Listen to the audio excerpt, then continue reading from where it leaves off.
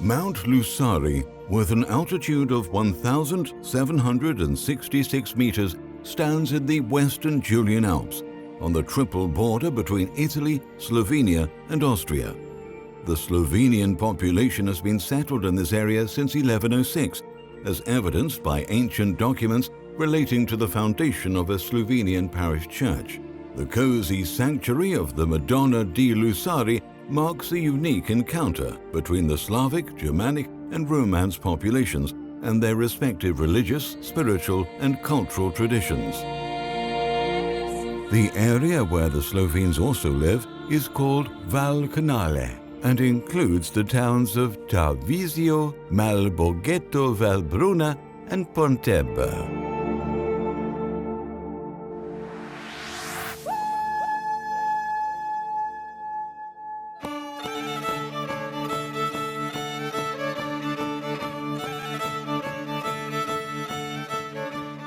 Not far from Udine, Friuli's most important city, lies a spectacular territory of unspoilt nature.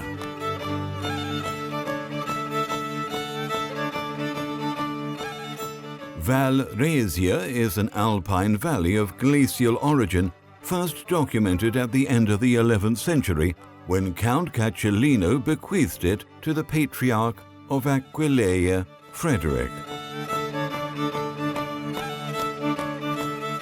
The Slavic inhabitants of Val Resia are called Resians.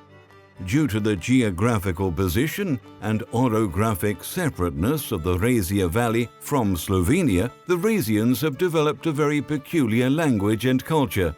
Due to the scarcity of land suitable for agriculture, the Resians have a past of emigration to almost every country in Europe. They have worked mainly as street vendors and merchants, fruit vendors, and knife grinders.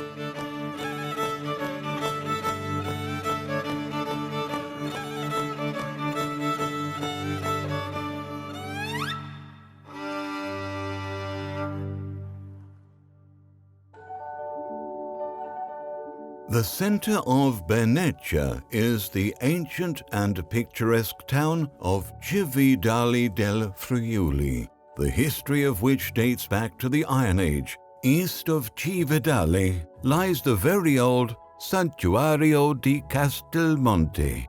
The so-called ancient Slavic Madonna has enthroned the main altar since ancient times. One of the first documents written in Slovene dating back to the end of the 15th century is also found in the sanctuary.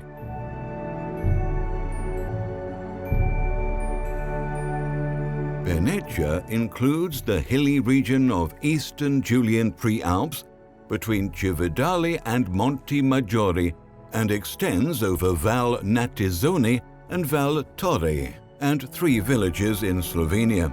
The Slovenes settled there in the 7th century when the whole territory was under Lombard rule. The upper Val Torre is one of the most beautiful valleys in the Friuli-Venezia Giulia region. The township of Lusevera abounds in natural beauty. The local community has retained its linguistic and cultural characteristics, especially the Torre dialect, which aroused the interest of linguists as early as the 19th century. San Pietro al Natisone prides itself on its bilingual school, which has been state-run since 2001, and its multimedia Museo.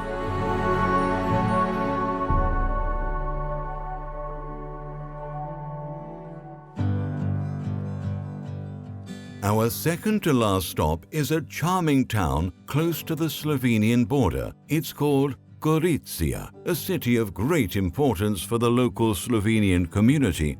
Founded around a castle, it was mentioned for the first time in 1001. Its inland, the so-called Collio Goriziano, is rich in vineyards. The town of San Floriano del Collio is a significant Slovenian cultural center. Until 1918, Gorizia was part of the Habsburg Empire.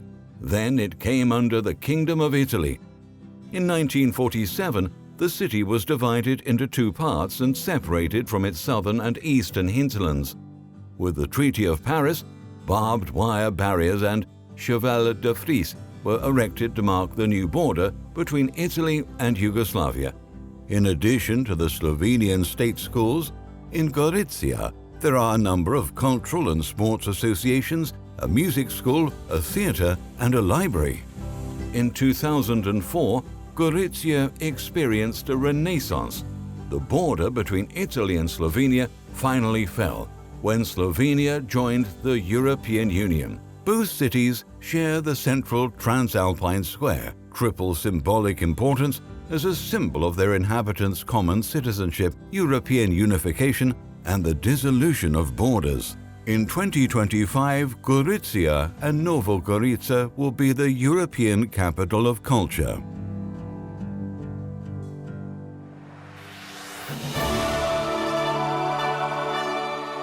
Trieste is surrounded by the dazzling blue of the Adriatic and the white limestone of the Karst Plateau, spotted with patches of lush green vegetation. Trieste, as the capital city, has a considerable economic, political and cultural weight within the Friuli-Venezia Giulia region and represents the core of the Slovenian community in Italy. Trieste has undergone several transformations in its almost 2,000-year history and reached its most flourishing period under Austria-Hungary. According to official census statistics of 1910, in that year, 266,000 resided in Trieste and its surroundings. From 1830 to 1923, 8 Slovenian bishops headed the Diocese of Trieste. At that time, the Slovenes were politically well organized.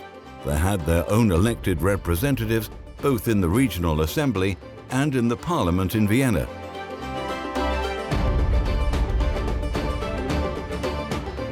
Under the Austro-Hungarian rule, Slovenian schools and documents were established, and the use of Slovenian when dealing with government authorities was permitted.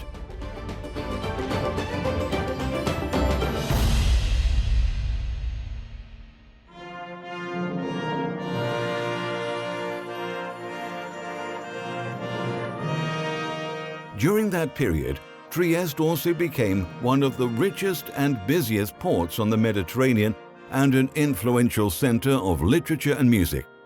The splendid neoclassical and Art Nouveau buildings date back to the Austro-Hungarian period.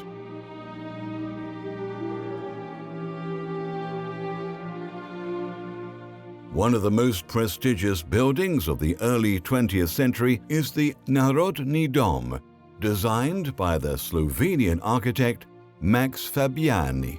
It symbolized the Slovenian presence in Trieste and the progress of the Slovenes. On the 13th of July 1920, the Narodni Dom suffered a planned assault by fascist extremists who burnt it down.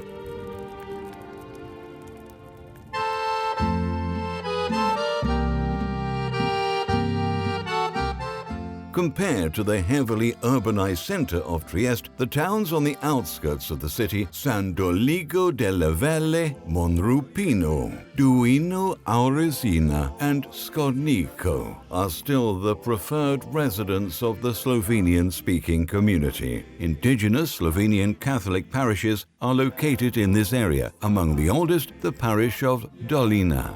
In the wake of World War II, Slovene schools opened again. Cultural and sports associations, theatres, libraries, and Slovene cultural centres began to flourish again.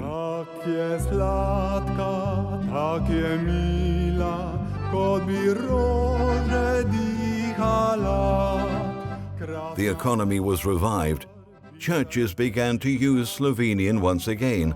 A renewed sense of political participation of the Slovenes gradually developed. Even today, they have their own representatives in the municipal and regional councils and the parliament.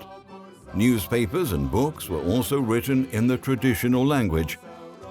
Even though the law on the protection of the Slovenian minority has not been fully implemented for 20 years, it cannot be denied that today the presence of the Slovenian community in Friuli-Venezia Giulia has become more visible and more widely acknowledged.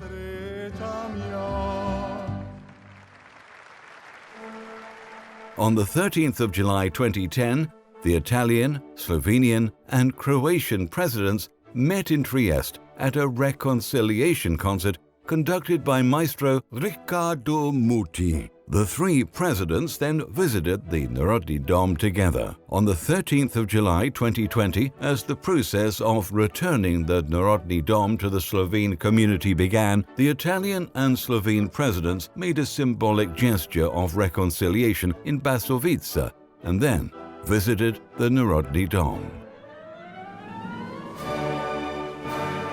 The area in which Slovenes live in Italy is today the very heart of Europe.